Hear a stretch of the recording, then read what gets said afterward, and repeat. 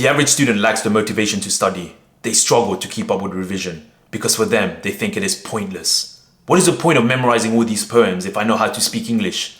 How is memorizing English poems and novels going to help me in the real world? Hey, listen, I know the anthology. You want to hear it? Give me a break. But the wise student sees this as an opportunity to go to the next level. They know that if they want to study for A-levels or university, they first need to pass this. They have already realized and understand that these subjects will not be relevant or practical in the real world, but it's something they know they have to get through so they can go and do what they want. You're probably revising right now and looking at all this content and thinking to yourself, where the heck am I going to use this in real life? Like really, where is this going to help me practically to go and do in real life, right? I completely feel what you're going through right now because these are the same emotions that I went through when I was doing GCSEs, A-levels and even university. When I was memorizing these poems in the anthology and these novels, I was thinking to myself like, where the heck am I actually going to use this in the real world? Like really, where am I going to use this? Are people actually going to be interested? Hey mate, listen, I know all these poems from the anthology. Check this out. Bang, bang, really? No one gives a damn. They should call English the memory subject because what exactly are you doing? You're memorizing things and then putting it back. What is that? That's not English. Because my understanding of English is more like you need to know how to communicate with people. You need to know how to talk. You need to understand how to connect with individuals. That's what they should be teaching you, not these things. I normally look at things practically, and when I look at these subjects, unless you're going to become a doctor, engineer, neurosurgeon, optician, whatever, those subjects are going to help you out, science, maths, physics and all that stuff. But for the rest, they're not really going to be useful. I realized when I was doing these subjects, it was not going to be helpful in the practical world. Now, I'm not here to try and bash all these subjects. You've come here to watch this video because you want to get value. Why am I saying all this right now? You're probably revising and thinking to yourself, this is not useful in the real world, and you're getting angry and anxious and frustrations with all this stuff because you're probably struggling with something as well. What I want you to know is I felt the same way, but what I realized was this. If you're able to take the emotions out of it and look at it as something as, okay, I need to do this to go to the next level, it will help you. Let me explain. Most people don't know what they want to do in their life in terms of what they want to get into, and you are probably one of them. I was that person. Like, no word of a lie, I only decided the degree that I wanted to do 2 months before I had to write the personal statement to send to the UCAS for university. I ended up doing engineering, but I had no idea.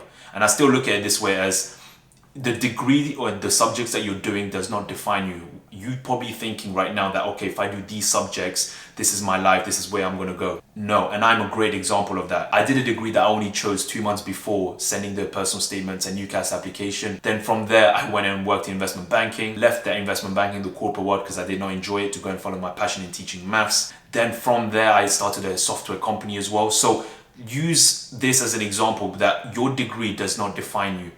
Your degree does not define the rest of your life. But you see, at the beginning, I did not know what I wanted to do. I had no idea. I was clueless. And I thought to myself, okay, let me go and do this because it's not like I had something that I was doing. It's not like I had a business or anything. So I said, okay, let me go and do these studies. It's not what I want to do. I wasn't enjoying it. It wasn't my passion or anything like this. It wasn't something that I liked, but it was a direction. It gave me something to just kind of focus on whilst working in parallel and experimenting on the side of things that I like. And that's what I think that you should do if you don't know what you want to do. And when you're doing all these studies and you're going through this stress right now, just think of it like that. Look, this is just for me to get to the next level. And I just got to do this so that I can just push it to the side, finish it off, achieve what I need to achieve, and then go and move on to the next thing that I need to do. And if you're able to take the emotions out of it, trust me, it really, really helps. Because look, sometimes in life, you've got to do the things that you don't like to then be able to do the things that you want to do. That is a quote. That is a quote. You like that, didn't you? You like that. So let me repeat that. You got to do the things that you don't like to then do the things that you want to do. Do your studies, focus on that as well. But on the side, have something that you want to do and you like doing, and then see if you can build that up. And as you're able to build that up, if it becomes bigger and bigger and bigger, then you know, listen, this stuff is, the studies and all that stuff is not going to be as important eventually, because this thing is bringing you money, revenue and everything. Whatever that is, it could be anything. So if you're able to see it that way, when you're studying, when you're going through those emotions and the stress, it shouldn't be as hard because, you know, you're looking at it as, okay, it's just a means to an end. So then I can go and do what I want. This is what I would say to you right now. When you're going through these emotions, think of it like this. If you don't know what you want to do, and if you don't know what career you want to get into or field, do these studies. whilst you're doing these studies, on the side, make sure you experiment, try different things out, because it will keep things a lot more interesting when you're doing the studies as well. It's something that you can look forward to.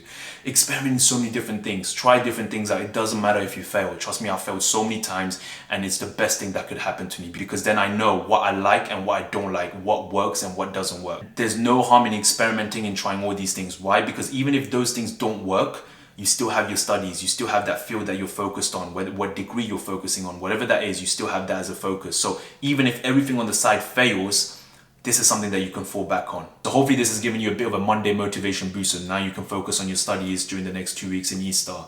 And just remember this, everything starts from zero. When are you going to start?